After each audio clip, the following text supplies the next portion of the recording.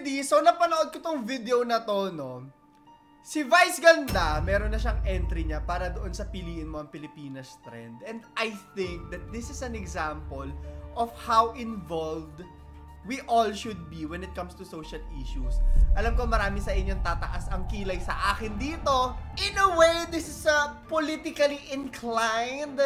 Pero, I just think ito kung anumang kulay political ka, I think we should all be involved sa mga social issues. Kagaya ng mga ipapakita ni Vice Ganda. Hindi rin sa nag-shade ako, no? Pero marami kasi dito sa sumali sa trend na to, no, Piliin Mo ang Pilipinas, are just in for the likes, for the views, pero hindi pinapakita kung paano mo pinipili yung Pilipinas. And for the very first time, no, si Vice Ganda, yung naisip niyang idea or concept para dito sa Piliin Mo ang Pilipinas entry niya, nandun talaga yung pinipili ko yung Pilipinas. Naiyak ako honest hindi yung hindi yung kagaya dun sa tayo yung Pilipino, yung umiyak na babae, hindi ganun. Naiyak talaga ako. Kasi this is something that I have experienced myself. Napakahirap talaga, no, in many ways. Napakahirap piliin ang Pilipinas. Mostly dahil na rin sa mga kapwa mo Pilipino, di ba? Ang hirap ng buhay, ng mga bagay-bagay. Pero at the end of the day, mahal na mahal mo yung Pilipinas. Napakaganda ng Pilipinas. At kahit mahirap, nandito tayo, lalaban tayong lahat. Tingnan niyo yung mga comment ng mga tao. Kagaya nito, Ito ang mensahe na gusto ko. Sabi niya, ito yung impluwensya, yung batid mo yung mga social issues na kinakaharap ng bansa mo. Ito ang tamang paggamit ng platform. Ito ang katotohanan na dapat makita ng lahat. Ito ang storya na dapat mong marinig. Di siya laro. Ito ang kwento natin ngayon. Yung salitang laro, may issue din mamaya. I-discuss natin.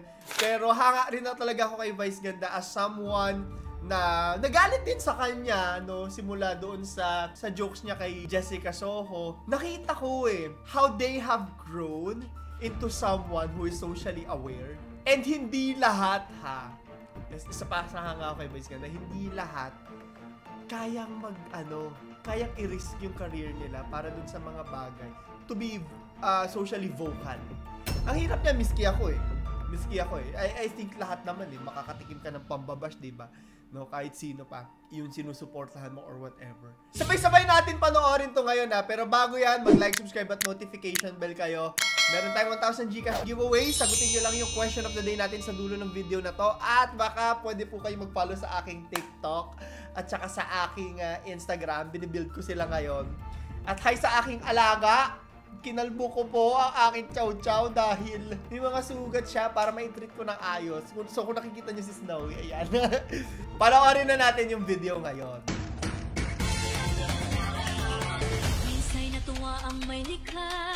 Umpisa pa lang alam mo na ginastusan isang buong crew to. Isang buong crew, may makeup artist, lahat-lahat. At parang iba yung arrangement ng kanya. Hala! Tama ba ako? Hindi ito yung original na arrangement? Paki-correct ako Very magical girl yung mga pa-transition. Alam, magical girl sila, sila Sailor Moon, ganun. May effect.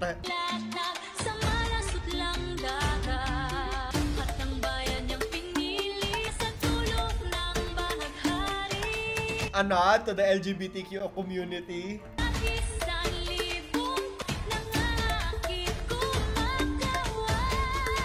Uy, teka lang. Sorry, ngayon ko na napansin yung arrangement. Ang ganda. Bam, bam, bam, bam, bam, bam, bam.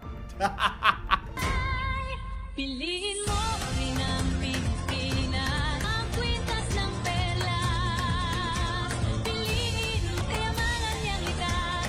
Piliin mo ang Pilipinas. Eto na yung part na mag-uumpisa yung mga fans, ang mga pambabash. Pero ako personally, I am here for this. Ito yung unang problema na binanggit niya, yung traffic sa Pilipinas.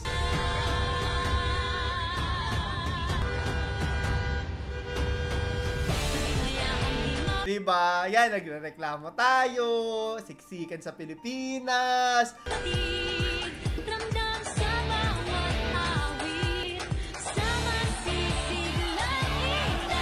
Ayan! Eto dito ako nalulungkot ha. Ang dami kasing nakikipaglaban para sa karapatan nila.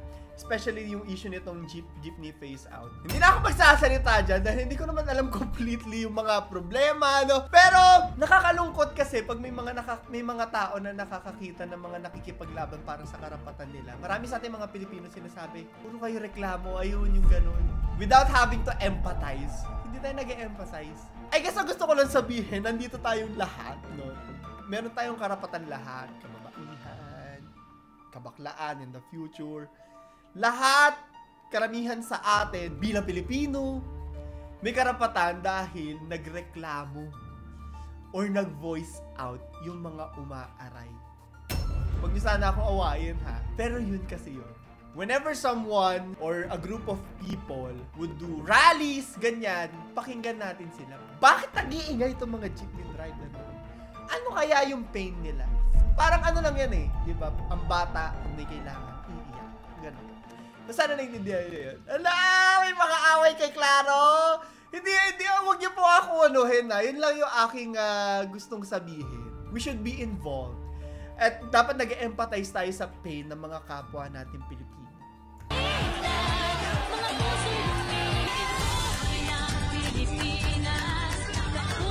Eto pa, di ba? Isa pa ta! Ito yung kay Dr. Jose Rizal. Matagal na to eh. 10 years ago na ata to, di ba? Tong issue na to. Pero mas pinipili natin yung ano ng mga bagay-bagay kesa i-preserve yung mga bagay na dapat pinapreserve natin. Ang lungkot niyan, te. Bad trip din ako dyan nung una kong nakita yan.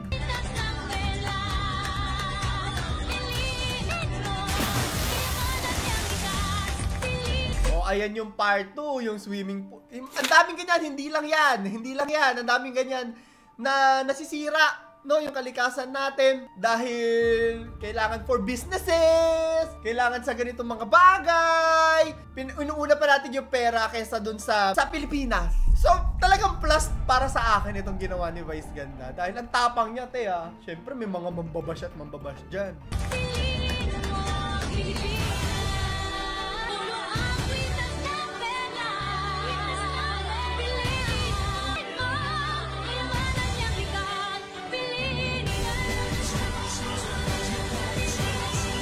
Ito, alam mo ha, ako talaga, nung nakita ko tong balita na to, pinapanood ko yung video. Hindi na tayo magbabanggit kasi baka mabantay.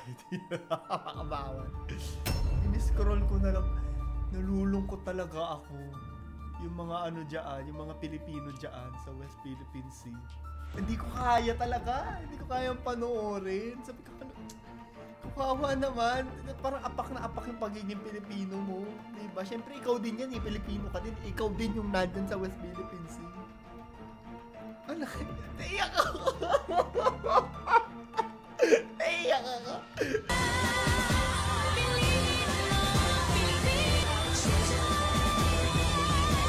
Ito yung part na paborito ko talaga. And alam mo na kahit may humor, no? Kahit may humor, kahit medyo dog show yung ginawang piliin mo ang Pilipinas, it's something na malalim yung layers. It's something na galing talaga sa puso. It's something na meron talagang intention. May intention manggising, mambuisit, at kung ano-ano pa. And that's what I like about Vice Ganda sa ngayon. Minsan nga nakikita ko pag may mga kaibigan siyang mga komedyante rin na may mga below the belt na jokes, pinagagalitan niya. No, hindi dapat ganyan. Ang dami niya nabebembang, di ba? Dun sa It's Showtime. Kahit di ako nanonood na It's Showtime.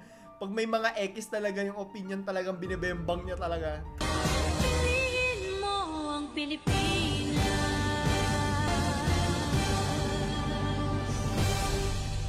Ito. Kahit mahirap kang ipaglaban, pinipili pa rin kita, Pilipinas. Papakanis ako. Minsan parang wala ka nang pakialam sa Pilipinas. Bahala na nga kayo dyan. Ang hirap. Ang kukulit naman ang mga ulo ninyo. Pero pag may nakakita kang mga ganito, we should all be involved. At kung meron man tayong gagawin ngayon ha, kung meron man tayong isang napakasimpleng bagay na pwedeng gawin para piliin ang Pilipinas, magpa-register na kayo. Pwede na ata, di ba? Hindi ko lang alam yung mga detalye. Magpa-register kayo, bumoto kayo. Sama-sama nating piliin ang Pilipinas. Hindi ko na na-issue na topic yung iba. Okay na yun. Wala natin i-topic yung mga iba. May mga issue pa kala Zainab to, pero wala na akong pakialam doon. Ang galing! Palakpakan kay Vice Ganda para sa tapang niya, palakpakan sa team niya. I'm sure may mga writers to, yung mga taga-It's Showtime, same people. Hula ko lang Hindi ko po alam kung sino pwede i-credit dito, pero congratulations po sa inyo sa mga nag-brainstorm nitong idea na to. For the very first time, ang piliin mo ang Pilipinas na trend ay ginamit para piliin, no, ang Pilipinas. Galing. So para sa ating 1,000 Gcash giveaway, ito yung question of the day natin. Anong masasabi mo dito sa entry ni Vice Ganda? I-comment mo sa ilalim. So, yun lamang po. Ito si Claro the Third, nagpapaalam. Promote ko na po yung aking TikTok, ang aking Instagram, at ang aking Facebook gaming page. Punta po kayo doon. Lagi ako live. Wait lang. Piliin mo ang Claro